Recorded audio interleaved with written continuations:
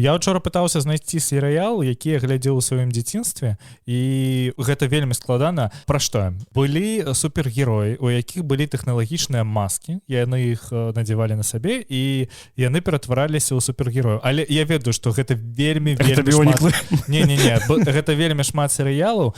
У яго малюнак быў такі, ведаеш, калі ты глядзеў фантастычную чацвёрку серыял, мультсерыял бачыў, вось вельмі падобны, але ён, мне здаецца, ён ці французскі быў, ці нямецкі, вось ён не амерыканскі. І я яго глядзеў па тэлеканале СТС, калі быў на... Але тады ён не СТС назваўся. Ой, СТВ, гэта... Да, СТВ. Да, СТВ был телеканал ЛАД, мне здаецца. Вось нешта такое. Так. Вось, і там, калі былі выхадныя, там паказвалі вось гэтыя мультфільмы, якія не такія... Не такія, як усе. Ну, не такія яны не танныя былі па грошам для тэлеканалаў, каб іх набываць. Яны былі танныя па грошам, каб іх набываць. Вось, і цікава то, што гэтыя серыялы, яны перавадзіліся на беларускую мову. Тады гэта канец 90-х, і тады была такая зашмат беларусізацыя, калі ты памятаеш. І на тэлеканалы... Я потом гэты разгон продолжу, калі мы крыху пасля навін, таму што вельмі шмат розных мультсерыялаў тады паказваліся па ладу, па БТ1, якія перакладаліся на беларускую мову. І вось, напрыклад, калі ты памятаеш мультик Тотлі Спайс, ён быў на беларускай мове, і я да сіх памятаю гэта шпіёнкі Джэры. Не, я беларускую мову, мне здаецца, гэта ўсе мои пазнанні ў беларускай мове, я іх атрымаў ад утренняга радыо у бабулі, калі я ў яе гасціў, то ведаеш зранку гэта добрый вечар, ой, добрый ранак, краіна. Вось гэта ўсё. А я, калі мне было год 12-13, я ўжо пачаў слухаць такую цяжкую музыку, і мне вельмі падабалася радыё Мінск, і там уначы была праграма з металам нейкім, яна была на беларускай мове. Я не памятаю, як звалі хлопца, які я вёў, але мне вельмі падабалось, што ён заўсёды ўключаў у розных там Камаедзіцу, Бехімат, Cannibal Corpse, вось такое. І я такі, мужик шарыць. Вось, і гэтыя усе ўспаміны мяне завялі у маё такое, не тое, што ранняе дзяцінства, але я тады быў у дзіцячым саду, і нам з братам падарылі касету з мультсерыялам «Рабакоп». Быў мультсерыял «Рабакоп», які, кстати, гэта тоже цікава, ён таксама першыя 3 серыі паказваліся па Беларусь-1 на беларускай мове. Вось, гэты серыял, мне здаецца, калі я не блытаю 86-го года, у яго ўсяго 10 серый, а перекладзена на расійскую ці беларускую мову толькі 3. Але калі вы вырашыце яго знайсці на беларускай мове, вы яго не знойдзеце. Вось, і на гэтай касеце, што ты паглядзеў скриншоты? Ты яго глядзеў? Не. Я учора ўсю ноч пытаўся знайсці стары мультсерыял. Я, можа, зараз разблакую чыйсьці ўспамін, але я памятаю, што ў дзяцінстве я глядзеў мультсерыял з братам на ВХС яшчэ, пра рыцары, якія насілі з сабой сцягі, і на гэтых сцягах былі намаляваны тварыны. І яны маглі превращацца ў гэтых тварын. Я яго пытаўся ўспомніць, я надрукаваў брату зараз, і ён мне скінуў гэты мультсерыял. Ён называецца «Візіянеры. Рыцари магического света». Калі хто-небудзь гэта памятае, господі... Я яго глядзеў! Толькі я глядзеў яго не на ВХС. Ведаеш, што я быў у піянерскім лагеры, і там нехта, ён быў на касеце, але вось ведаеш, у нас быў тэлевізор, і мы на першым паверсе, і мы усім атрадам збіраліся, і радакі перадавалі гэтыя касеты, і мы ўключалі на ўсіх. І вось я бачыў яго памятаю. Гэта просто цудоўны мультсерыял. Вось так же разблокировалось нам, калі нам было, я не памятаю па колькі год, мабыць, мне было 6, брату 10, нам на Новый год зрабілі падарунак відэакасеты, і была відэакасета з 3 серыямі «Рабакопа». І яна была такая у вельмі цудоўнай вокладкі, але серыі «Рабакопа» там было толькі 3. Гэта займала гадзіну, а астатні час гэтай касеты, пад яшчэ там 1,5 гадзіны, займаў серыял, які называўся «Рабатэк». Мабыць, што-небудзь слухаць, ты можаш загугліць, паглядзець. Так, я ведаю. «Рабатэк» — гэта вельмі цудоўны прымер таго, што ствараецца з анімэ, калі яно пападае на амерыканскі рынок. Што такое Роботек? Роботек — гэта серыял гіперпрасторавы крэйсер Макрос, які зманціравалі яшчэ з 2 анімэ. То бок яны думалі, што гэта не выстраліць на амерыканскім рынке, яны ўзялі яшчэ 2 анімэ адтуль і зманціравалі агульны сюжэт з 3 анімэ ў адзін, перагучылі ўсе дыялогі і стварыўся серыял Роботек. У яго вельмі цудоўны саундтрэк, мне ён вельмі падабаецца, і я вырашыў паглядзець гэты самы Роботек. Вось. І я яго пачаў глядзець і такі, а што такое гіперпрасторавы крэйсер Мака? А каб ты ведаў, у Амерыкі і у Японіі гэты серыял гіперпрасторавы крэйсер Мака, гэта эталон меха-анімэ. Лепей, напрыклад, чым Евангеліон. Ось я памятаю, я зараз гляджу скриншоты Роботека, і я памятаю, што я гэтых роботаў, я іх маляваў, і яны мне падабаліся таму, што іх не так складана маляваць, як, напрыклад, было маляваць трансформераў. Ну так.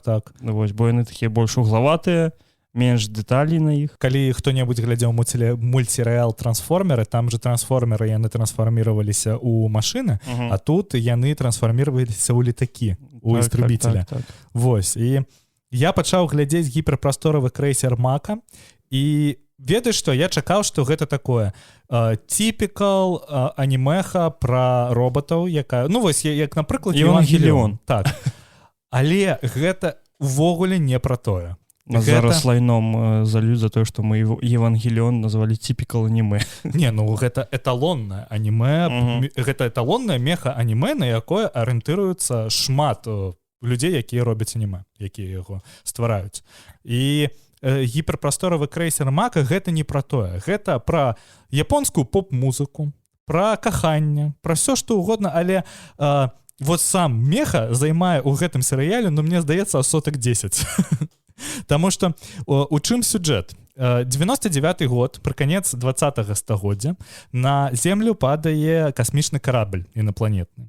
Людзі, каб на гэтым карабле гібне ўсё, але сам карабль, ён у выдатным стане. І людзі ствараюць агульнае правительства мировое, каб гэты карабль восстановіць і пасля на ім паляцець у космос. Я не ведаю, навошта ім было ствараць агульнае мировое правительство. Сюжэт пачынаецца з таго, што вось скончыўся рамонт гэтага карабля і прылятаюць прышэльцы, якія хацяць гэты карабль забраць сабе. Вечар хату. Ну, і капітан гэтага карабля вырашае, што каб карабль сохраніць, трэба совершыць прыжок з гэтым караблём, каб яго схаваць за абратную старонцу Луны. Бо хто не скаче, той маскаль. Пробачце. Гіперпрасторавы крэйсер ён не маскаль аказаўся, і яны пераскачылі, але яны не зразумелі першае. Тое, што гэты прыжок на такую маленькую дыстанцыю яго ніяк не стварыць, і яны скаканулі за абратную сторону Плутона. Другое, яны былі слишком блізка к земле, і яны з сабой захвацілі востраў, які называецца Макрос. То есть яны ў адчынены космос захапілі з сабой востраў з людзьмі, з усімі. Вось, і яны гэтых людзей, весь гэты остров памясцілі ў гэты агромны карабль, і ў караблі унутры існуе горад чалавечы. І уся каманда, яна частку жыве як ваенныя людзі, а потым яны ператвараюцца ў гражданскіх, жывуць на гэтым востраве, нехта з іх участвуе ў конкурсах нейкіх. На пенсію заходзяць. Так. Спявачыя конкурсы красоты, ўсё такое астатняе. І гэта вельмі цікава, таму што я ніколі не бачыў такога анімэ 80-х, як я вось зараз пабачыў Макрос. Ён, ведаеш, ён вельмі наіўны такі, але ёсць у ім некая такая асалода, якая цябе вось просто прымушае яго глядзець далей. Я пераглядзеў першы сезон, я яго добра памятаю, таму што я пераглядваў Роботек. Але у Макроса і Роботека агульны сюжэт на 70%. Там увогуле розныя дыялогі, і там, як тебе так это аб'ясніць, там больш раскрыты персонажы, таму што 85 серый у Макрасе, а 35 у Роботеке, 36. Цудоўна. Гэта, ведаеш, яны стварылі анімэ, дзе просто такі банальнае анімэ пра якосьці месяца, дзе конкурсы, ўсё гэта вось лайно. Яны такі, не, ну гэта яксьці вельмі банальна. Нам трэба якасьці вельмі добрая завязка. Яны такія роботы, скачкі. Ведаеш, што цікава, там ёсць гэтыя вось інапланецяне, які самі, а яны выглядаюць як гуманоіды, але вельмі высокі, там 50 футаў. Сказано про тое, што сярэдні узрост іх 50 футаў. І яны, гэтыя інапланецяне, пачынаюць вывучаць культуру чалавека. То бок яны глядзяць гэтай перадачы, яны слышаць, як спявае местная зорка макрасаўская, якая такі японскую поп-музыку пець. І гэтая музыка іх павяргае ў такі шок, што яны такі, што адбываецца, гэта цудоўна. Яны пачынаюць сачыць за іх культурай, глядзяць іх фільмы, дзе бачыць у першы раз, як хлопец цалуе дзяўчынку, і яны такія, вау. А прыкол у тым, што гэтыя інапланецяне, яны па полу размежаваныя. То бок карабль з мужчынамі і карабль з дзяўчынамі, яны заўсёды асобна друг ад друга. Яны там неяк, у іх ёсць некая размова, але яны ніяк не сустрачаюцца друг з другом.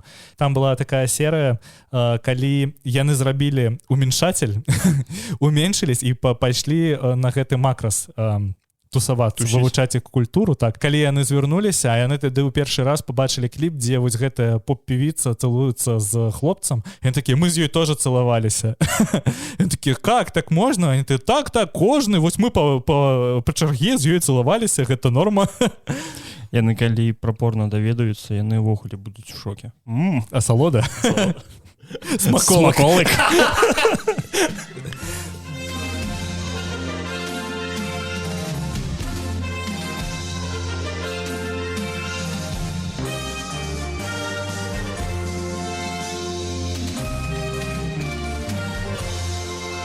Ну што, прыйшоў час сказаць прывітанне усім. Гэта падкаст першы гікаўскі на, хацеў сказаць, радыахвалях, але не.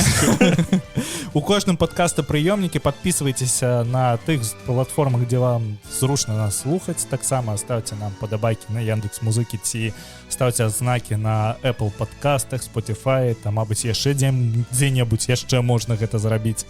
Таксама у нас ёсць група ў Тэлеграме, у якой лепшыя навіны у гэтай гульне. Усё, я табе перамог. Таксама у нас ёсць суполка, дзе час ад часу я друкую якія-небудзь дармовыя гульні, якія раздаюць. Я ўзяў сабе такі, ведаеш, маленькую звычку, што яксьці трэба гэта пачаць рабіць. Добра. Так што долучайцесь, пашэруйце нас. Да прыемнага праслухоўвання. Як бы гэта сказалі у палітыкі нашы кітайскія партнёры, яны стварылі штучны інтэлект, які здольны чытаць думкі. Яго карыстаюць для праверкі на лаяльнасць чальцоў камуністычнай партыі. Ты ж разумееш, што гэта вось яксьці Орвел у абсалюце. Ну, але вось мне цікава, ведаеш, ёсць паліграф. Паліграф за табой сачыць, не працуе. Не, ён увогуле там... Але стваральнік паліграфу нават сказаў, што ён не працуе. Таму што існуе адсотка, калі паліграф не мае рацыю. Штучны інтэлект, ён жа як працуе? Яго трэба навучаць. Яны яго навучалі яксьці. А потым, вот ты бачыў, як працуе далі. Так. Вось, і ён некія малюнкі выкідвае вельмі цудоўна, а некія проста вельмі лайняны. Лайно. Вось. І гэты штучны кітайскі інтэлект, ён аналізуе хвалі чалавечнага мозгу, та іншыя параметры, якія чалавек адчувае пры праглядзе таго ці інога кантэнту. Калі яму паказваюць прапагандысцкі контент і калі яму паказваюць апазіцыйны контент. Так, скажем так. І мне вось цікава, як яны проста абмежавалі тую тэму, што ён можа памыляцца, ці яны проста яму давяраюць. Сказана, што ўжо 43 чалавека прайшлі тэст на гэта. Ужо 43 чалавека расстралялі. Бля, ведаеш, а што было б, калі б гэта к Кім Чен Ыну трапіла ў рукі? А што было, калі гэта трапіла ў рукі Лукашанкі та Пуціну? Так. Ну так. Мне здаецца, яны паказвалі гэтыя праграмы Салаўёва і такі, чаму ўсіх бліваць, Аня? Што такое? Мы не разумеем. Добры же контент. Было б цікава правесці праз гэты шыі перадачы прапагандысцкія. Цікава, наколькі адсоткаў яны з'яўляюцца лайном, так. Я калі прыехаў да студіі, ты глядзеў відос Бэдкамедіана, які зараз выйшаў. Я учора напісаў у Твиттер, што вось выйшаў новы відос Бэдкамедіана, гэта добрая падзея, каб адпісацца да яго канала наконец-таки. А вось вам спасылка на гіперпрасторавы крэйсер Макрос, дзе можна паглядзець у добрай якасці. Ты пачаў глядзець, што за яно? Бэдкамедіан? Ён зрабіў разбор прапаганды з абоіх бакоў, з боку Расіі і з боку Украіны. І пакуль што ў параўнанні я паглядзеў толькі частку пра расійскае кіно. Вось, і там, ну, гэта поўны трэш. Бо ось, напрыклад, гэтай бы шыі, ён бы сказаў, ну, гэта камуністы. Яны ненавідзяць бандераўцаў. Для іх любое злачынства, якое трапляецца, гэта зрабіў Бандера. Вось. Сваімі рукамі, так. І я такі, добра, я пачакаю, пакуль ён дойдзе да украінскай часткі. Бо мне цікава, я не бачу украінскую прапаганду, ну, ввогуле, дасель. Толькі вось, калі пачалася вайна. Ну зараз. Так, потому что там зараз ёсць манаполія на інфармацыйную прастору. Гэта зразумела. Але ось якая прапаганда была да гэтага, я не ведаю. Я ведаю, што ў Расіі быў фільм такі цудоўны, як Крым. Вось, я толькі хацеў пра яго табе нагадаць, таму што я глядзеў... Цудоўны гэта у кавычках. Я глядзеў абзор Бэдкамедіана на гэты фільм, і яго ж стварыў муж Маргарыты Сіманьян. Не памятаю, як яго завуць. Гэта той, які вядзе пілараму, так. Я не памятаю, якая там піларама, але некая піларама. Шо то лайно. Вось, і Крым гэта, ну, ведаеш, што ёсць фільмы, яны такія цудоўныя ад таго, што яны лайно. Вось настолькі лайно, што гэта вось просто гэта... Зелёны слонік, свадебная ваза. Так, таксама. Ну вось ёсць некія такія фільмы. Вось, напрыклад, мне вельмі падабаецца, ёсць японскі хоррор-фільм, які называецца «Глаз вока». Так. І ён, гэта трэш, але ён мне падабаецца, таму што, ведаеш, гэта вось гэтыя скрымеры, якія ёсць, ну яны такія топарныя, яны такія странныя. Так. І ў гэтым пляне, конечно, вось ёсць такое кіно, але фільм «Крым» гэта настолькі лайно, што лайно. Ну яго нават з лайном паставіў ось побак. Ну, вось Крым гэта лайно, а вось гэта штосьці салодкае, мне здаецца. І пахне добра. Пахне-то як смаколык. Ну вось, мне здаецца, што такія фільмы яны праганяюць праз гэтай шыі. Каб такі, ну, гэта будзе фільм добры. Я ведаю, як гэта робіцца. Яны садзяць Салав'ёва, падлучаюць яму гэты шыі, і калі Салав'ёву то падабаецца, тады гэтаму даюць пракатнае удостоверэнне. Гэта можна выпускаць у кінотэатры. Так. Можна просто пасадзіць Салав'ёва, нічога да яго не падлучаць. Просто калі ў Салав'ёва стаў на фільм, ніякага штучнага інтэлекту не патрэбна. Так. Там ввогуле інтэлекту не патрэбна ніякага. Слухай, цікава, а якое кіно глядзіць Салаўёў? Просто... Ну, у яго ёсць вілы ў Італіі. Слухай, мне ось здаецца, што такія людзі глядзяць у большасці сваёй, ведаеш, якія-небудзь індыйскія фільмы. Ось я не ведаю, чаму мне так здаецца, але ось так. Мне здаецца, што я ведаю, якія фільмы падабаюцца Заронку, таму што ён просто, ведаеш, адчыняе... Не, просто ён адчыняе Google і такі... самыя любімыя фільмы Лукашенко. І ён пачынае, ведаеш, просто з першай пазіцыі глядзець і такі, добра. І кожны раз адны і ты ж. Два. Ну-ка, слухай. Мне просто зараз цікава загугліць. Колькі нам дадуць за гэтую разгон? А што ты мне зробіш? Я ў другім горадзе. Я ў другой краіне. Ты шукаеш фільмы, якія падобаюцца Лукашенко? Так. Ну вось, гэта статья РБК.ру. Большое впечатление на Лукашенко произвела Брестская крепость, хоть он и не нашел в ленте фактологические ошибки в ценах сельского хозяйства. Что? Так нравится, как написано. Ему понравился фильм, хоть он и не нашел фактологические ошибки в ценах сельского хозяйства. РБК умеет писать. Кроме того, белорусский лидер выделил российские криминальные сериалы производства НТВ 2011-2014 года «Лесник», где персонаж Олег Штефанко борется с браконьерами в тайге, и «Ленинград-46». Штефанко? Я не ведаю. Что гэта за фільм? Гэта прозвішча. Олег Штефанко, гэта галоўны герой. Я зразумеў, але што гэта за фільмы? Я таксама яго у першы раз бачу. Але вось гэта той тып людей, які, ведаеш, просто уключаюць тэлевізор, што ідзе, то ідзе. Мне падобаецца. Ось у мяне дзед такі, разумееш? Што б на тэлевізары не ішло, ён будзе гэта глядзець. Ён глядзіць тэніс, ён не разумее яго. Але ён глядзіць тэніс, бо ён не ведае, як переключыць канал. У мяне, ведаеш так, у Spotify з плейлістамі з лоу-фай музыкай. Я іх уключаю, ніколі не слухаю. Там просто нешта грае, і мне добра. Я памятаю дзіўны выпадак, калі я некаторы час жыў у адным пакоі з дзедам. І я... Твою. Не, мне просто успамятался, я съел деда, не проблема. Бля, мне хутка 30 год, чым я займаюся? Ну так вось. І я ў 2 гадзіны ночы глядзеў гульню тронаў, і дзед прачнуўся, сеў на кровать, на ложак, та пачаў глядзець яго вместе со мной. А я глядзеў яго ў слухаўках. Я развяртаюсь, такі, а что ты? Сидишь? И он такі, я гляжу фильм. Я кажу, так ты ж нічога не чуеш. І он мне, ведаеш, што сказвае? Я по губам читаю. Я кажу, такая, на ангельскай размаўляюць. Он такі, і лёг спаць далей. У нас з братам нас ссылали, ведаеш, на дачу на летом, і у нас было 3 канала там, і мы вось нейкі серыял паглядзім, одну серыю, потым ён ніколі нам не попадаецца, і мы потым ходзім і яшчэ тыдзень разважаем над тым, які сюжэт быў бы далей, і мы прыдумвалі сюжэты далей к гэтым серыялам. Гэта у нас так было, мы прачыталі з ім кніжку Семёновай, не Ведьмак, а Волкодав. Вось. І мы ведалі, што ёсць іншыя кнігі пра Волкодава, але нам іх не набывалі. І мы просто сюжэт Волкодава самі прыдумывалі далей, і было добра. Зрабілася лепей, чым ён скончыўся. Я не ведаю, чым ён скончыўся. Я чытаў толькі першую кнігу, і я ўжо пасля... Я першую кнігу Волкодава прачытаў, калі мне здаецца, мне было год 11. І потым, праз некалькі год, мне ў рукі папаў Ведьмар.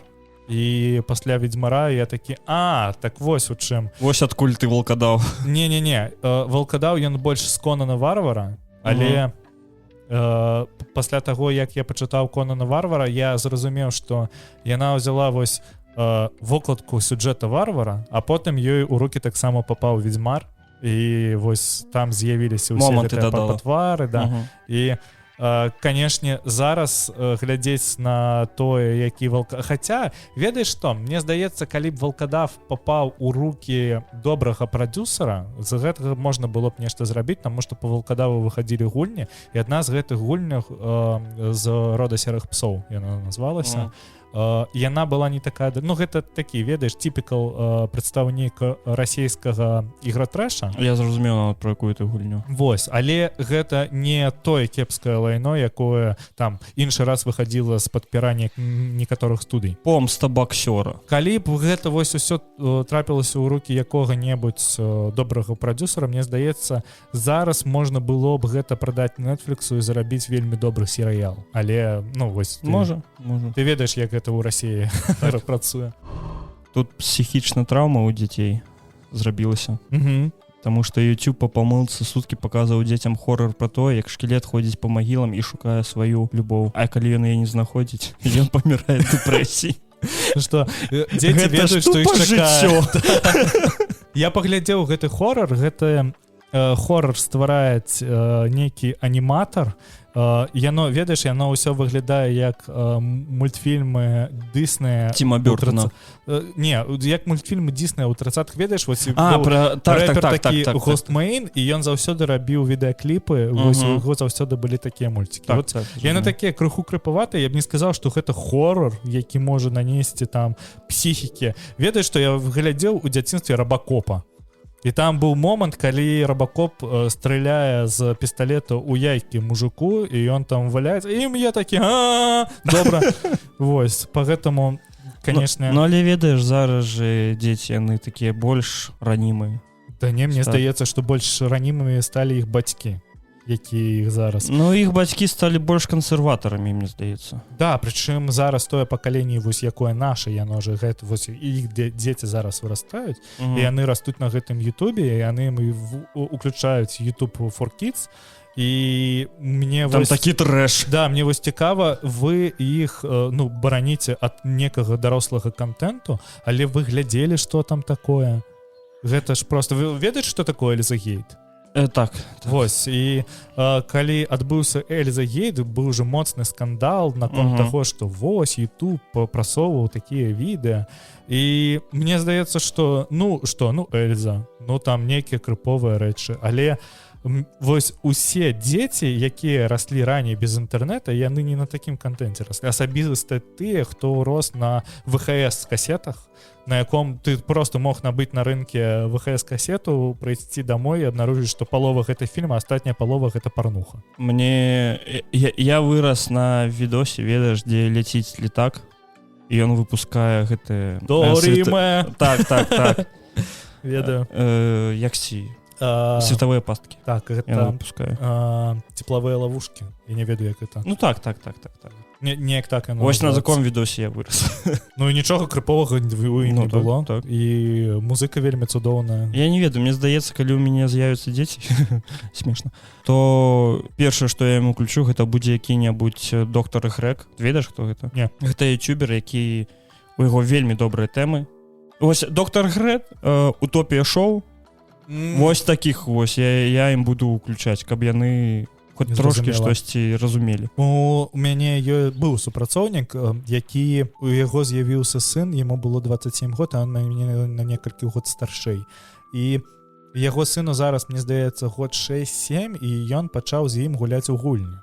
Але вось цікава, што ён яму не стаў уключаць тыя відэагульні, а ён гуляе адразу ў дарослыя гульні. То есть ён з ім пачаў гуляць з гульні свайго дзяцінства. То бок ён пачаў праходзіць Марыю адразу з ім 8-бітнага. Потым яшчэ нейкія рэчы. Вось, і мне вельмі гэта падабалось, таму што яму было, ну, яму исполнялася 6 год, і ён яму на 6 год набыў Nintendo Switch Lite. І з ім ён набыў яму Animal Crossing та Марыю. І мне вельмі было цікава, ён потым паказваў відэа, сядзіць маленькі хлопец, вось гэты лайт, на яго фоне ён аграменны, і ён гуляць у Super Mario Odyssey, і гуляе на таком узроўні, нібыта ён яго нагуляў ужо гадзін 50. 6-летні хлопец. Вельмі цікава. І вось такі падыход мне вельмі падабаецца, таму што ён не парацца за тое, які контент яму попадае, ён сам стварае для яго вось вакуум контенту. Так, вось і ты контент, які ён пропускае, ён прям добры. І калі яму падвернецца, я не ведаю, якое-небудзь Metro Last Light ці іншыя гульні, дзе ёсць, ведаеш, у амерыканском інфаполі ёсць такой тэрмін, як гіпернасілле.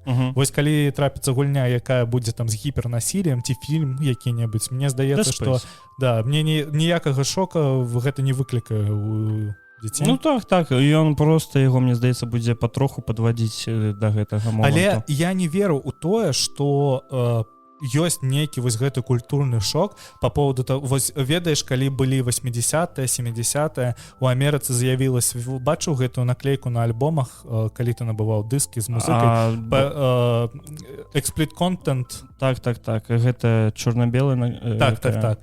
Гэта ж бацькоўскі кантроль быў, і тады тыя хлопцы, якія раслі ў 80-х, Adult вроде яна называлася. Вось я не памятаю, як гэта называлось. Ну, да. Мне здаецца, што ўсе зразумелі. Я глядзеў фільм «Путешествие металлиста», мабыць, ты яго ведаеш, і ён распавядаў тое, што яны, когда прыходзілі ў музычную краму, яны выбіралі толькі альбомы вось гэтай наклейкай, таму што гэта была адзнака якасці. Больш цікавы контент. Таму што вось там, дзе 18+, які-небудзь Cannibal Corpse, гэта заўсёды гадната, таму што вось гэта забаронена. І я не веру ў тое, што існуе нейкі контент, які можа травмировать, ну, акрамя, я имею в виду там снаф відео, дзе забіваюць людзей. Але акрамя дзіцячага контенту, мне здаецца. Так. Мне просто здаецца, што ну вось мы раслі на там, напрыклад, на фільмах, дзе был вось гэтае гіпернасілле. Мы раслі на Чужым, на Рэмбо, на іншых, на Рабакопах розных, на першых фільмах пра Бэтмена, які Тім Бёртон здымаў, якія вельмі круповыя, калі вы зараз іх паглядзіце. І я не поймаю, навошта вось зараз абмежаваць так жорстка Ось по контенту. Я не памятаю, каб мяне бацькі ў чымсьці абмяжоўвалі. Ось по контенту моему потребляемому. Мяне таксама. Толькі памятаю, што маці адзін раз возмутілася, таму што ў мяне стаяў камп'ютар каля акна, а мы живем на першым поверхе, і яна бачыла, як я гуляю ў шашкі на раздзяганне. Вось яна такая: сынок, што гэта такое? Я такі: ну вось, але тут нічога не адбываецца, вось просто дзяўчына, яна не раздзягаецца, вось я там пару гульні выйграў пры ёй, яна такая: ну добра, все, давай. А у мяне мама заўсёды к этому адносілася так, як, ну, гэта ж подростак. Яна мяне некалькі разоў паліла. Струк стаіць. Памятаеш, былі фільмы па РЕН-ТВ пасля 11. Ой, так. Вось, якія не парнуха, якія так, просто так. Эротыка, дзе нічога не бачна увогуле, дзе дзяўчынка толькі топлес, яна там у стрынгу заўсёды ці іншае. Вось, і моя мама некалькі разоў паліла мяне на праглядзе гэтага контенту, і нічога не было. Таму што у мяне у пакоях заўсёды стаяў такі маленькі тэлевізор Віцязь, і я на ім мог глядзець усё што ўгодна, і мне ніколі нічога не казалі. І зараз, ведаеш, ну вырас неяк, людзей не убіваю, толькі вось знаходжуся ў эміграцыі. Але мне здаецца, што гэта не з РЕН-ТВ. Мне здаецца, што гэта з-за таго, што хтосьці ў уладзе багата глядзеў дзіцячага контенту і просто, прабачце, з глузду з'ехаў. Цікавае адбываецца ў Amazon, таму што працоўнікаў баняць у суполках за выразы накшалт павышэння заробка, рабства, ну, за тэгі, якія існуюць у іх пісьмах, это павышэнне заробка, рабства, туалет і правзвяз. Я ўсё разумею, але туалет, вось гэта. Ну, там же былі вельмі жудасныя скандалы наконт таго, што яны не маглі выхадзіць у туалет і пісалі ў бутылкі. Таму што вельмі жудасныя скандалы былі 2 гады таму, што калі пачалася пандэмія, Amazon пачаў працаваць на... Людзі ж сядзяць дома, ім нечага рабіць, яны замаўляюць з Amazon розныя. Секс, гульні некія, ці там, напрыклад, я не ведаю, там Nintendo Switch. І Amazonu прыйшлося працаваць на ўсю моц, якая у іх існуе. І тады пачалі вылазіць вось гэтыя тэмы з арабскімі условиямі, якія існуюць у Амазоне. Цікава, што такая, ну, аграменная карпорацыя, як Amazon, яна не можа даць людзям просто вось нармальныя умовы для працы. Вось гэта ж такая база. Мы ж, ну, ужо ж не 20 век, не расійская імперыя, дзе трэба працаваць 7 дзён у тыдзень, дзе працоўны тыдзень 15 гадзін, але вось Amazon, і яно вось такая транснацыянальная карпорацыя. Нам гэта трэба. Я ввогуле не разумею гэтага ўсяго, калі якісь вялікія кампаніі, у якіх грошай хоць дупа еш. І яны такія: ну, нашы працоўнікі не мусяць пісаць тех-туалет, і мы ім не дадзім добрых умоў для працы, бо мы жадныя капіталісты. Мне здаецца, што вось усе гэтыя вялікія капіталістычныя машыны, якія зараз існуюць, яны проста состолкнуцца з тым, што з чым столкнуліся ў нейкі момант кампаніі 20-го стагоддзя, пачатку 20-го стагоддзя, і появяцца незалежныя правзвязы і іншыя рэчы для іх будуць. Ну, просто адбудзецца яшчэ адна такая інфармацыйная рэвалюцыя. Таму, калі мы паглядзім вось на гісторыю той жа расійскай імперыі, яно ж з гэтага і пачыналася, з таго, што тыя умовы, у якіх працавалі працоўнікі ў расійскай імперыі, яны просто, ну, яны рабскія. Але існавалі кампаніі тады, якія просто на сваіх прадпрыемствах, напрыклад, строілі лекарні, і ў гэтых лекарнях можна было абслугоўвацца тым, хто працуе, та іх сем'ям. Таму, мабыць, зараз знойдзецца якая-небудзь карпорацыя, якая, ведаеш, стане флагманам таго, як должны адчуваць сабе супрацоўнікі, і пасля гэтага, мабыць, які-небудзь Amazon да гэтага падцягнецца. Ці будзе якая-небудзь жорсткі страйк, яно ўсё станецца. У бок Амазона. Так, ну, працоўнікі самого Амазона просто пайдуць у страйк, заблакуюць, не ведаю, усю лагістыку, і будзе гэта неяк вось так. Ну так, сервісы Амазона ляжуць, і ўсё. Ну, мабыць, і сервісы не лягуць, мабыць, просто ляжаць вся лагістыка і нічога не будзе. Ну так. Усе замоўкі просто стануць, і яны будуць стаяць на іх вось гэтых вялікіх базах, нічога нікуды не паедзе. Таму яны і хочуць, каб гэта ўсё было рабатызіравана.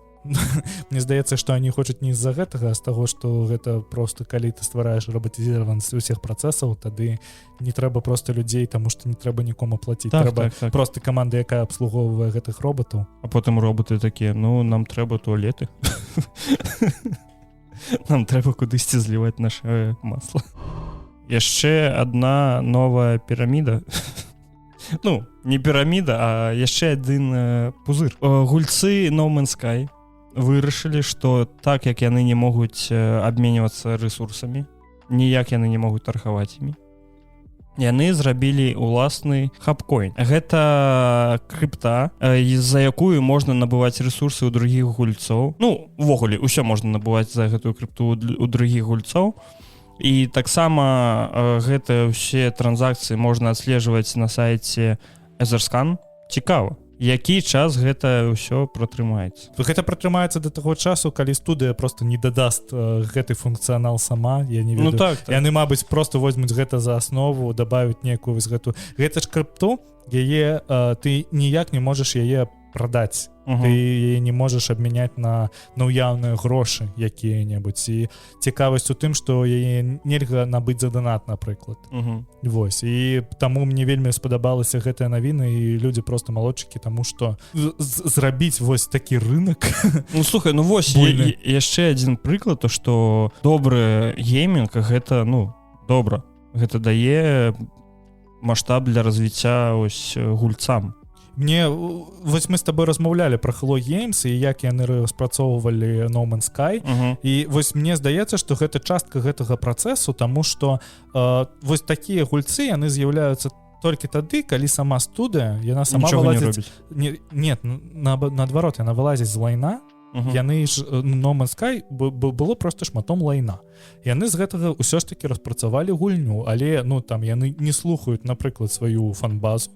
Фан-база сама дадала гэты функцыянал. Мне здаецца, што зараз яны просто паглядзяць, дададуць гэты функцыянал, і з таго часу болей будуць глядзець на тое, што робіць іх собственная кам'юніці. Ну, можа, бо было шмат прыкладаў, калі распрацоўнікі, ну, гульцы чагосьці хацелі, распрацоўнікі гэтага не дадавалі, гульцы зрабілі гэта самастойна, і ў выніку распрацоўнікі, добра, вось вам легальна наша, ось не трэба ніякіх аддонаў ці яшчэ нешта, вось вам прям ось адразу у гульне. Гэта трымаць. У розных гульнях, ведаеш, як у Скайрыма, дзе зашмат розных дадаткаў людзі ствараюць, і калі розныя усякія студыі, ну там, напрыклад, распрацоўнікі Скайрыма, калі яны стваралі галоўныя дадаткі там пра вампіру з будаўніцтвам дома, мне здаецца, што яны больш за ўсё глядзелі на тое, што рабілі самі на моды. Так, яны просто паглядзелі такі, ага, юзеры стварылі будаўніцтва.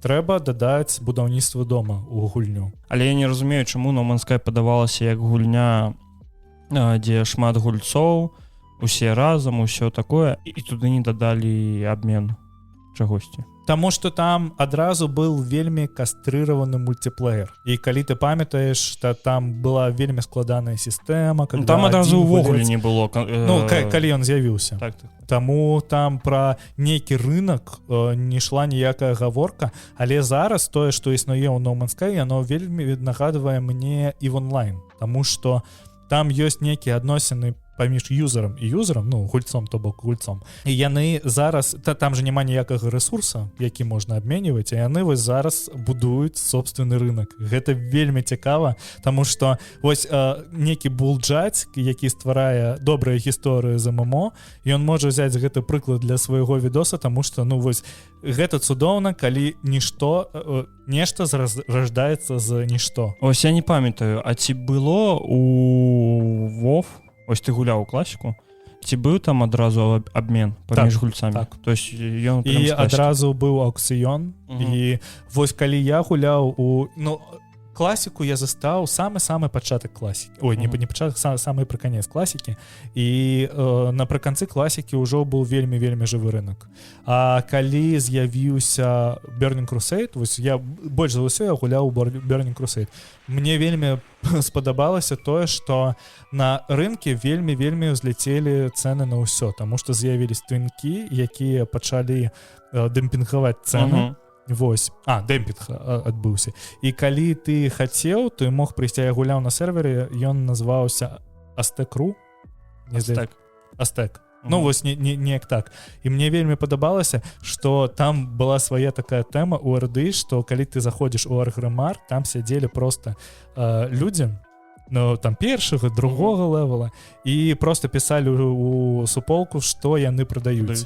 І ты мог прыйсці і набыць за крыху большы кошт, але адразу не трэба было чакаць, таму што калі вы не ведаеце, там была такая сістэма адразу на аукцыёне, што нельга было набыць адразу. Цябе трэба было паставіць стаўку, пачакаць, если ніхто не перабівае, яно прыходзіць. Калі я не памыляюсь, там было так. Там потым з'явілася кнопка набыць адразу. То по завышанаму кошту. Так, ты выстаўляў два кошта. Ну, бо я застаў толькі ў Лішкінгу. Вось. Ну, гэта мне здаецца, што гэта з'явілася сістэма дзесьці ў самай канцы класікі, таму што вось як Burning Crusade прыйшоў. Але я магу памыляцца. Мабыць, гэта было з-за таго, што я гуляў на пірацкім сервере, і я пачаў гуляць на афіцыйным сервере тады, калі быў прэдпатч на Wrath of the Lich King, і пасля гэтага я перайшоў на афіцыйны сервер. Воталка, лепшая частка. Мне здаецца, ведаеш што лепшая частка Burning Crusade, але гэта залежыць ад таго, вось у каго быў уваход. Таму што калі з'явіўся, я памятаю, з'явіўся Burning Crusade, з'явіўся Вотлк, і у Вотлаке з'явілася падбор групы на данж, і вось мне гэта вельмі не падабалось, таму што раней цябе прыхадзілася шукаць гільдыю, якая ходзіць у данжы і водзіць малых, і там было гэта крыху более цяжка, але гэта было крыху более цікава для мяне. І вось гэта была адна з тых тэм, з якіх я кінуў гуляць у WoW, таму што мне стала здавацца, што там памірае кам'юніці, таму што вось моя суполка гільдзійская, яна просто пачала малчаць адразу. Ніхто перасталі все ў іх пісаць, PvP гільдзіі яны просто зніклі, таму што з'явіўся добры аўтападбор з узроўненнямі на PvP, таму што раней кідала ўсіх разам, там BG10-19 адразу ўсіх закідавае, і там нічога такога не было. А там з'явіўся аўтападбор, калі у цябе добрая рэчы на табе надзеты, тады ўжо яно табе кідае супраць твінкоў і так далей. Мне падабаецца, як мы з табой кожны раз ідзем па навінам, мы пачынаем з нейкай навіны, там, напрыклад, пра No Man's Sky, а потым у нас пачынаецца ностальгія, ўсё гэтае. Зараз у нас навіна пра тое, што адбываецца паміж Ілоном Маскам і Твіттерам. Ілон Маск хацеў набыць Твіттер за $44 мільярда, але потым ён з'ехаў з гэтай угоды, і Твіттер падаў скаргу ў суд, і зараз усе кажуць, што існуе 3 шляха, па якім пойдзе гэты працэс. Які тачоныя. І яшчэ трэці іншы. Першая, Ілон Маск набывае Твіттер за $44 мільярда. Другая, Ілон Маск з'язджае з гэтай угоды, і ён плаціць просто некалькі мільярдаў 23 штрафа за тое, што он не набыў. І трэцяе, ён збівае кошт Твіттера і набывае яго за крыху меншыя грошы. Але мне нешта здаецца, што сам Ілон Маск ім просто не чакаў, як далёка гэта зойдзе. Ён такі пароглу просто пасярод ночы. Ну, набуду Твіттер. Ведаеш што, напаліўся просто. І такі ляжыць на паленткі, набуду Твіттер. Не буду замоўку заказваць. У штаце, у якім гэта дазволена. Конечно. Так. наркотики гэта зло. Так, таму мы п'ем піва. Таксама уйдзем з тэмы. У беларускім кам'юніці ёсць спрэчкі на кшталт таго, як трэба казаць. Твітер ці цвіцер? Цюцерк. Да. Я ніколі не магу гэты бітбокс. Так, ну вось гэта на С, гэта у нас як? Я не разумею, як у нас твітер ператварыўся на цвіцер. Таму што твітер гэта шчебетаць. Ціў-ціў. Ціў-церк. Вось адтуль. Я магу памыляцца, таму што я заўсёды вось блытаю гэтае слова, я его заўсёды забываю, але зараз уже няма такіх спрэчак, таму што ёсць тві-бай, гэта адна частка твітера, ёсць бел-тві, гэта другая частка твітера, якая срэцца паміж сабой. І мне вельмі... Але ўсе яны тві. Так. Не цві. Хто як піша. Таму што ты ж ведаеш, якая праблема ў беларускай мове існуе. У нас кожны раз ляціць лайно за то, як мы размаўляем, таму што гэта не беларуская мова. Так, вы кажаце там... вы не там... Лайно замест гаўно. Да. Вось рознае. Мне вось памятаеш апошняе, што мы там некае слово, якое сканчалася на «ся». Трэба казаць «ся», я гэта ведаю, але я просто звык казаць «ся». Так. Вось. І колькі лайна у нас уже кожны выпуск просто, кожная навіна ў тэлеграм-канале, але я просто за тое, каб беларуская мова існавала ў тым выглядзе, якой пакуль што зручна яе скарыстоўваць людзям. Таму што неважна на якой мове, абы на мове. Так. І асабіста гэтыя спрэчкі на кшталт таго, як трэба размаўляць на Тарашкевіцы ці на Наркамаўкі. Пісаць. Так. І вось мяне гэта ўвесь час дабывае. Яшчэ адна тэма з'явілася ў твітары аб тым, што калі ты вось беларус замеж'я, гэта ў іх такая асобная, трэба на беларускай лацініцы пісаць. Я не супраць, я крыху умею пісаць на беларускай лацініцы. Беларус замеж'я? Беларусы замеж'я, якія жывуць за мяжой. Вось, яны вось трэба выкарыстоўваць лацінку, таму што гэта паказвае той шлях Беларусы ў Еўропу, таму што лацінскі алфавіт та іншы. То бок яны прымушваюць цябе рабіць штосьці, каб ты друкаваўся на лацінке, каб ты размаўляў толькі на Тарашкевіцы. Пісаў. Але яны ўсе хочуць свабоду слова, так? Так. Зразумеў. Вось гэта ведаеш, што я не памятаю, хто сказаў гэта з украінскіх палітыкаў, што у Украіны будзе вялікі жах, калі яны прыйдуць да еўрапейскага шляха, там, напрыклад, уступяць у еўрапейскі звяз, і што ім прыйдзецца смірыцца з тым, што нельга забараняць каму-небудзь размаўляць на якой-небудзь мове ў сваёй краіне, што трэба паважаць тых пісацелей, якія існуюць, таму што ўвесь еўрапейскі звяз дрочыць на Толстога, на такіх пісацелей, якія былі вось залаты час пісьменнікаў. Пісьменнікаў, добра. Ось бліжэйшы прыклад, ты памятаеш, калі мы прыйшлі да беларускага будынку, то я папрывітаўся, я казаў жанчыне «Здравствуйте». Так. І яна мяне лайном пачала крыць за тое, што я кажу не... І гэта вельмі цікава, таму што мы ў сваім звычайным жыцці размаўляем з табой на беларускай мове і паміж сабой размаўляем па беларускай мове, а ты просто падумаў, што яна размаўляе па-расійску. Так, я не сказаў «Здрасце» ці «Привет», я сказаў «Здравствуйте». Яна такая, каб я такога болей тут не чула. Токі, добрый дзень ці прывітанне. Яна да сіх такая, я з ёй сустрачаўся некалькі разоў. Я такі зразумеў, свабода слова. Звернемся крыху к твітару. У твітары з'явілася вельмі цудоўная старонка аб чым црэцца бел-тві сёння. І яны кожны раз пішуць спрэчкі пра тое, аб чым црэцца гэты твітар. І кожны дзень ты ведаеш, што з'яўляецца некая тэма, аб якой пішуць амаль што ўсе беларусы. Апошняя была пра тое, што дзяўчынка змяніла напісанне свайго імя у пашпарце. Не кірылічнага, а лацінскага. Яе там, я не памятаю, я звалі, па-беларускай лацінкай Кацярына. Кацярына. І она змяніла на расійскі аналог, типа Каціарына. І пасля гэтага пачалося вы там аб чым можа ісці рэч, калі вы мяняеце свае імёны, каб расейцам было зручней. І мне вельмі падабаецца вось гэтая картынка, я тебе зараз ее покажу. Стаіць Кастусь Каліновскі і там написано «Я теперь Костя Каліновскі». Вось. Твиттер — гэта цудоўнае месца, дзе можна знайсці вельмі шмат цудоўных рэчаў, аб чым пасрацца з людзьмі. Просто на каждом кроку. Так, гэта, ну вось, калі вы яшчэ не маеце ў твітары свае старонкі, я вам вельмі раю, таму што кожны раз сябе ты знойдзеш, чым сябе разлеш.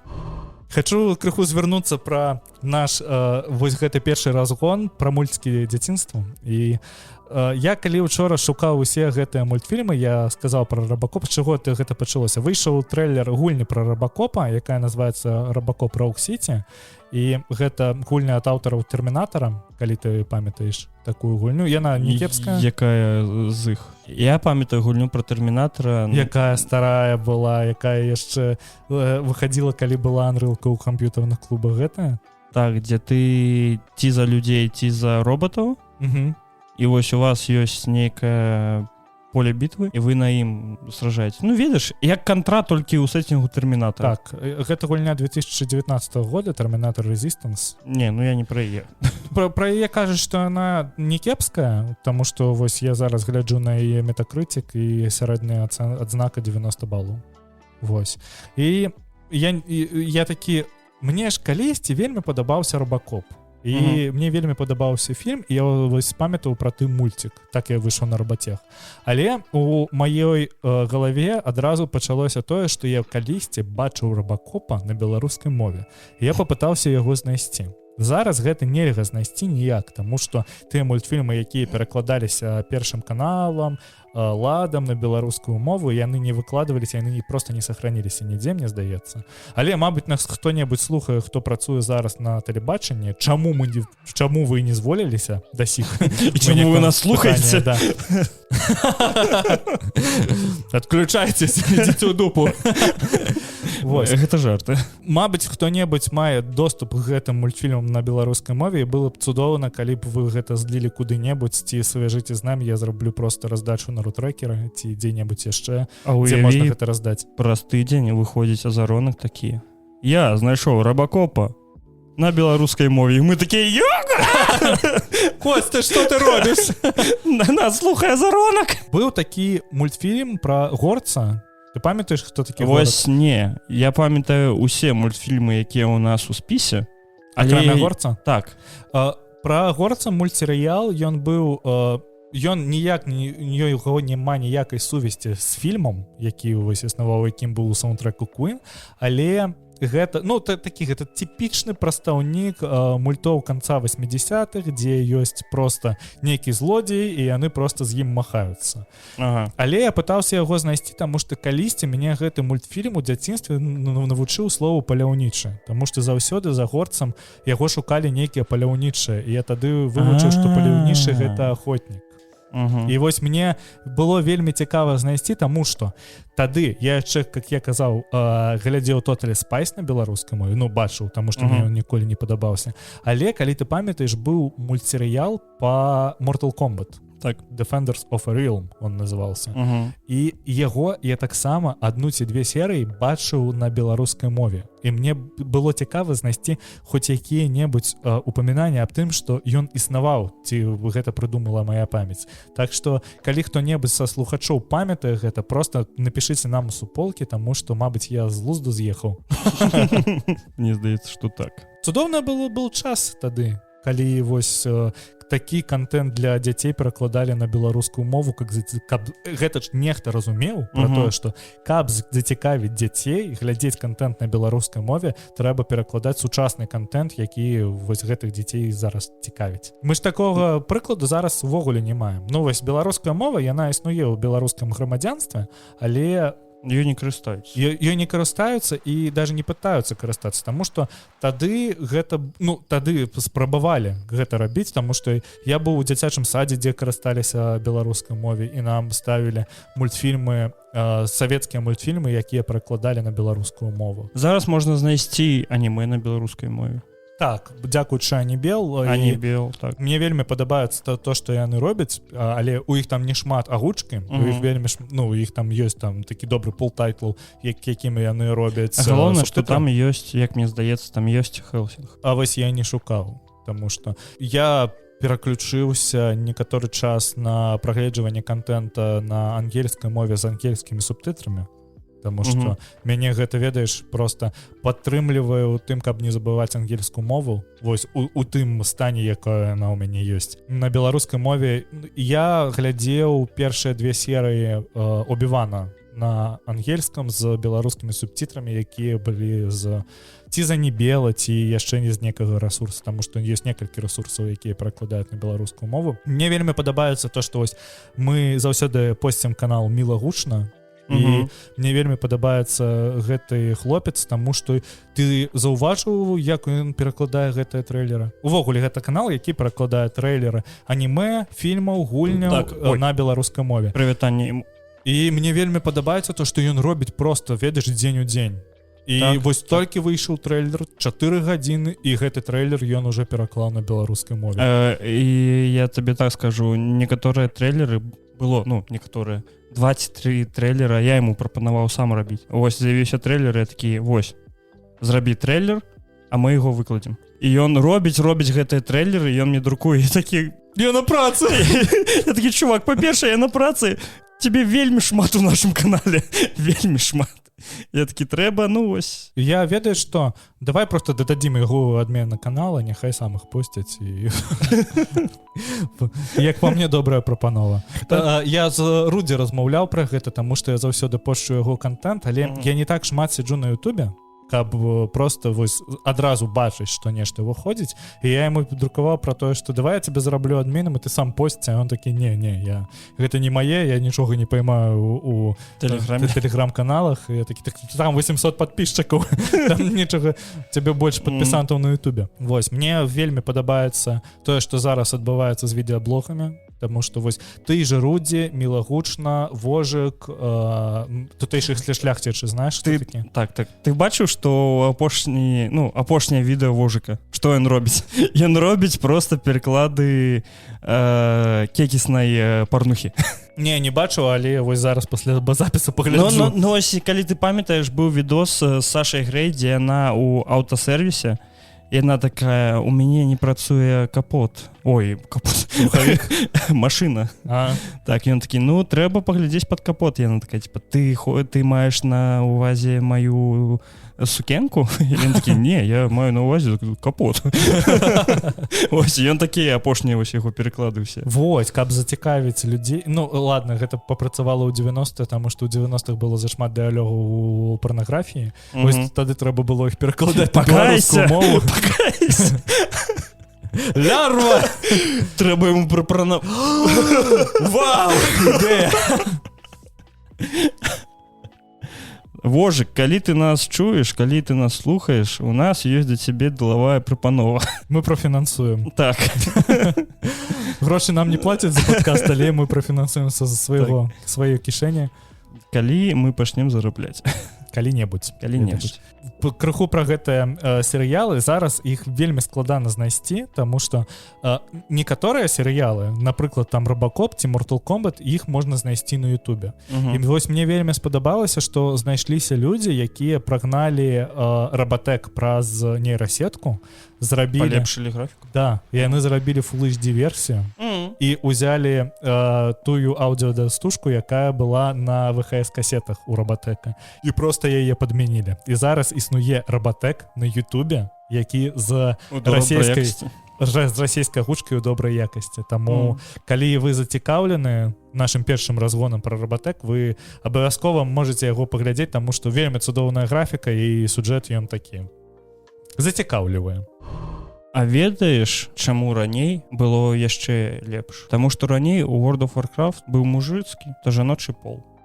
І гэта такі вой падняўся вось везде, і ў Твіттары ў тым часе. Я не зразумеў, а ў чым праблема? Вось я ўвогуле не паймаю пра тое, што ЛГБТ-прапаганда та іншае. Не, па-першае, прапаганда ЛГБТ не існуе. Так, я таксама. Існуе проста, вось, повестка, скажем так. Гэта не прапаганда. Я вельмі супраць, калі павестку робяць толькі, каб была Так, павестка. так. Вось Ну, у гэтым плане Вось так. мне здаецца, што World of Warcraft гэта вось той выпадак, калі павестка зроблена просто каб была. Бо яны замянілі мужчынскі та жаночы пол на целасклад 1 та целасклад 2. Ну і чаму? Ну, я Потым яны ніякай праблемы не дабавілі маю. яшчэ займеннікі. Ён яго, яна, яе, яна, яны іх. Я такі, добра, але памятаеш, можа ты ўжо і забыў, але яксьці раз я табе кідаў фотаздымак, на якім ляжала упакоўка ад чагосьці, Мгм. на якой было написано «Геотрап». Не, не памятаю. Ну вось, і я табе напісаў, што гэта наступны клас у World of Warcraft. Слухай, так. Гэта было задоўга да гэтай навіны, але вось, я аказаўся правы. Я ніякай праблемы ў гэтым не бачу, ну там, ну займеннікі з'явіліся. Таму што такога воя не было, калі выходзіў кіберпанк, і ў кіберпанке няма ніякага полу, таму што вось у цябе ёсць там мужчына, ты якіму можаш прыдзелаць чмоньку, і ўсё добра. Не ведаю, ну, яно ж з усяго гэтага ўвесь час падымаецца нейкі шквал лайна. Кожны раз, калі дадаюць, не ведаю, нават цемнаскурага персонажа куды-небудзь, усё, гэта лайно. Як эльфы у «Властеліне колец», у «Уладары персцёнкаў» ад Амазона. Вось яно там такі вой быў. Там яно не к месту. Але вось ведаеш пра «Уладара персцёнкаў» ад Амазон. Усім вядома, што Толкін, калі ствараў «Уладара персцёнкаў», ён жаночы пол дварфаў, жанчыны, усе былі з бародамі.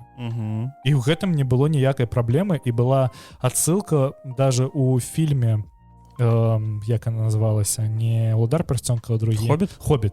Там быў тата Гімлі, і ён паказваў фотаздымак Легаласу, і ён такі, типа, гэта твой брат, гэта моя жонка. Так. Вось, гэта ж вельмі цудоўна, калі было. І я паглядзеў здымкі вось гэтых дварфаў, якія зараз, і ў іх там вось просто такая барада, ну, яе ніяк не бачна. Там, ну, крыху валась ніякай ёсць. Чаму яны ім не дадалі вельмі добрыя, красивыя борады? Гэта было цудоўна. І ў рамках кнігі. Вось навошта вы вось так ствараеце, навошта вы вось так павестку верціце. Таму што у вас ёсць добры прыклад, як гэта зрабіць. Таму вось калі б у World of Warcraft так зрабілі, было б, мне здаецца, добра. Ведаеш, просто ты можаш выбраць без барады і дадаць бороду з дзяўчыны. Ну так. Яна брыецца ці не. Усё хорошее сканчаецца і наш падкаст. Вялікі дзякуй за тое, што паслухалі. Дзякуем, што былі з намі гэты час. Подписывайтесь да нас на ўсіх наших доступных ресурсах. Слухайце нас там, дзе вам зручна. Пашыруйце нас сярод сваіх сяброў та бацькоў. Так. Можете кату паказаць? О, Стрэй. Стрэй. Вось я апошняе, ну, гэта будзе як фіналачка. Да, тое, што зараз і якую працу ў вядзе піар-кампанію Стрэй, мне вельмі падабаецца, таму што каб ты бачыў гэта, каб атрымаць плаціну, цябе там трэба сцены шкрабаць, паспаць 1 гадзіну. Вось гэта цудоўна. Я вось пасля гэтага Стрэй я набуду. Ну, вось мне штосьці здаецца, што гульня будзе такой сабе. Ну, мабыць, але вось як піар-кампанія яна цудоўная. Так. Вось, вялікі дзякуй за тое, што паслухалі. Усім да пабачэння. Да пабачэння.